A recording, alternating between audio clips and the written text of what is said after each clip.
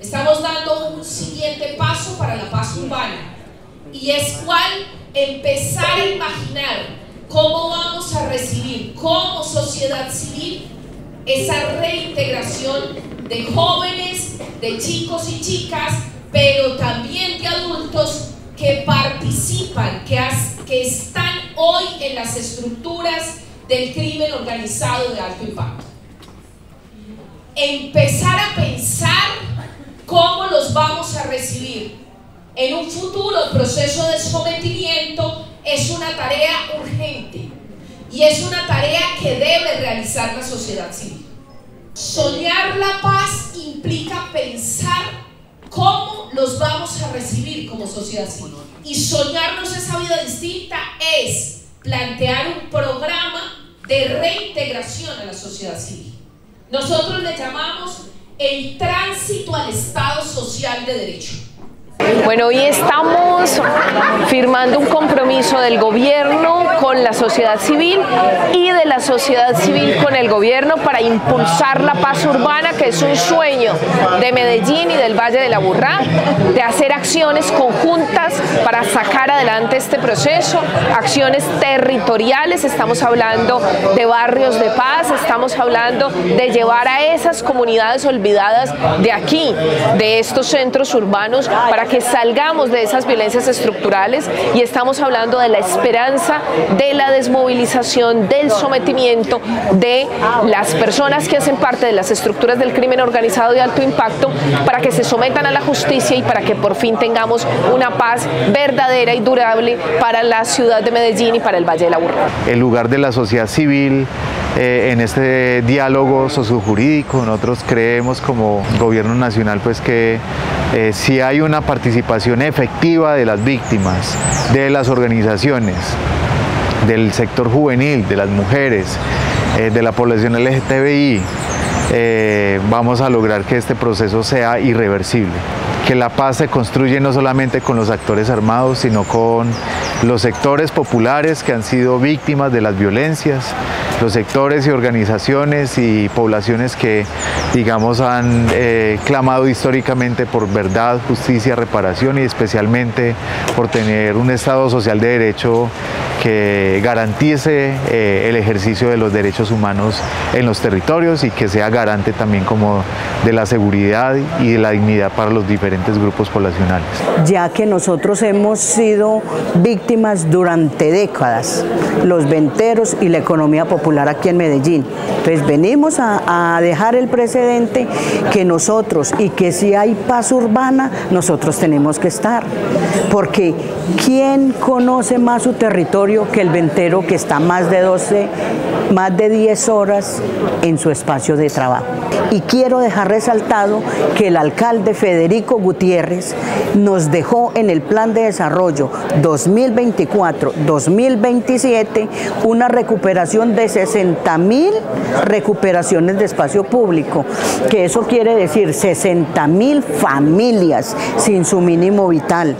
Y estamos sufriendo en estos momentos todo lo que esa palabra significa, que es el hambre, la falta del mínimo vital, la desesperación, el no saber qué hacer. Estuvimos alrededor de 200 organizaciones acá en este espacio, donde les quisimos compartir como delegación qué habíamos avanzado en estos 20 meses más o menos de instalación del espacio en Itagüí, y hemos venido con unos retos muy importantes, donde le hemos querido contar a la sociedad no solamente esos avances, sino también con propuestas para que conjuntamente sigamos pensándonos el cómo territorializamos la paz, cómo pensamos en el desescalamiento de esas violencias, de esos conflictos que han venido generando en nuestros territorios. Pero ante todo, cómo nos pensamos que este proceso sea un proceso irreversible y que el tema de la paz sea un derecho constitucional que todos tenemos, porque la paz no es solamente ese silenciamiento de fusiles, la paz también es la transformación integral de esos territorios en donde habitamos las ciudades. Este proceso de paz se enmarca en estos 4 objetivos estratégicos de la paz total. Primero, la transformación del territorio para la paz urbana. ¿Qué quiere decir eso? Que no solamente es el tránsito de los sujetos, de las estructuras, de los grupos al Estado social de derecho, sino que hay unos territorios que también en la informalidad no hacen parte del Estado social de derecho.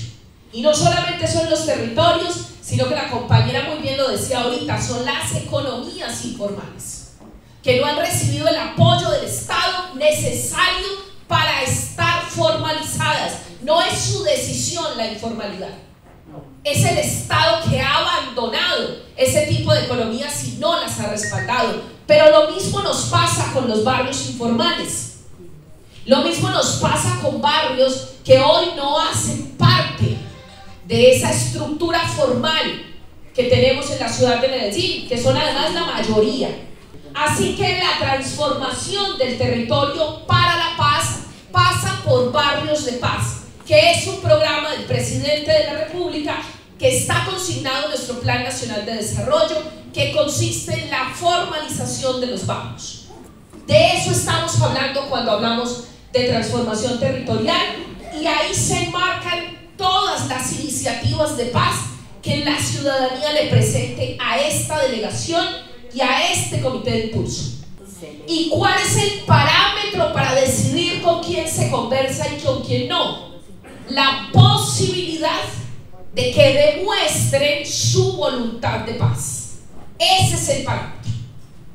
Que si los grupos tienen voluntad de paz, lo primero que tienen que hacer es la reducción de los homicidios, de la tasa de homicidios, y por eso hablamos de que lo principal de este proceso es la ética de la vida, que no se siga matando en la ciudad de Medellín y el Valle de la Urra.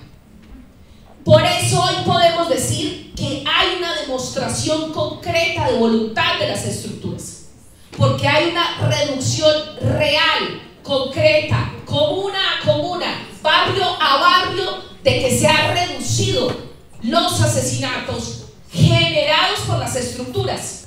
El segundo es el desescalamiento de las violencias. Como les decía ahorita, tenemos una reducción significativa, sin precedentes en la historia de la ciudad de Medellín, sin precedentes en el Valle de la Urra, de los homicidios, de las tasas de homicidio. El tercero, como les decía ahorita, es el tránsito al Estado social de derecho, que no es otra cosa que el desmantelamiento de las estructuras del crimen organizado de alto impacto. ¿Qué queremos? Que se sometan a la justicia. Esa es la realidad, es un sometimiento a la justicia. Y es aquí cuando se confunde que no tenemos marco jurídico. El marco jurídico del sometimiento es distinto al marco jurídico del diálogo. Son dos cosas distintas. El marco jurídico del sometimiento nos dijo la Corte Constitucional que tenía que hacerse en el Congreso de la República. Y por eso hoy el presidente ha sido tan insistente y nos ha dicho que ese marco jurídico primero se dialoga con la Fiscalía, porque hay posibilidades de que para delitos menores se pueda hacer un tránsito masivo al Estado social de derecho en un acuerdo con la Fiscalía. Eso es posible para los jóvenes y para las personas que hoy están en las estructuras.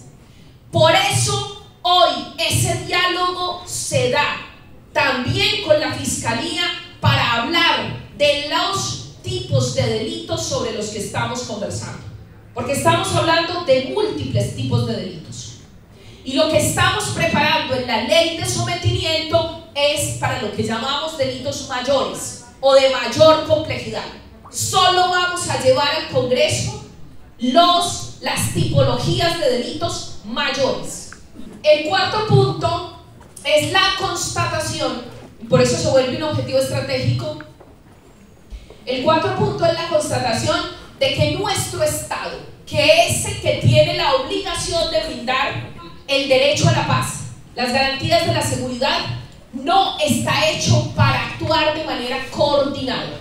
Y por eso ese cuarto punto Dice: coordinación de todas las capacidades y esfuerzos del gobierno para la transformación del territorio, el desescalamiento de las violencias, el tránsito al Estado social de derecho de las estructuras del crimen organizado de alto impacto en Medellín y el Valle de la Aburrá. Definitivamente nuestra estructura de Estado está hecha para que cada uno actúe por separado, y así no logramos la paz. No somos capaces, así que por eso tenemos aquí un objetivo tan importante, y es la articulación interinstitucional, la actuación conjunta para la paz urbana. La paz es un derecho que está en nuestra Constitución, que nosotros tenemos todo el derecho a exigirla al alcalde, al gobernador, a los entes territoriales y por supuesto al gobierno nacional. Que el gobierno nacional tiene una delegación de aquí, de antioqueños y antioqueñas que nos la jugamos por la paz, pero que no vemos esa delegación por parte del gobierno departamental y del gobierno local. Que el señor alcalde de Medellín tiene todo el derecho a no estar de acuerdo con la manera como nosotros estamos avanzando en el proceso de paz, pero lo que no tiene derecho es a decirle no a la paz. Eso es a lo que no tiene derecho. El señor alcalde de Medellín tiene que concientizarse que nuestro derecho lo vamos a seguir ejerciendo y que él no es fiscal general de la nación, que él tiene que ejercer un rol importante aquí en la ciudad de Medellín, pero como promotor de paz. Por eso hoy también la ciudadanía es ese llamado al que démonos la oportunidad de conversar, porque ya nos dimos cuenta que extraditando no teníamos, digamos, ninguna oportunidad, porque estaban incluso extraditando la memoria.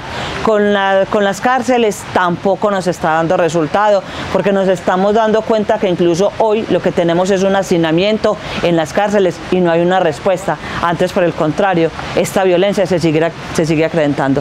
Hoy la ciudadanía estamos en esa oportunidad de que podamos conversar, pero eso sí, vamos a conversar donde haya una verdad, donde haya una justicia, donde haya una reparación. Y yo creo que hoy el reto de nosotros, la invitación de nosotros como ciudadanía es que conjuntamente podamos construir ese concepto o esa definición de garantías de no repetición.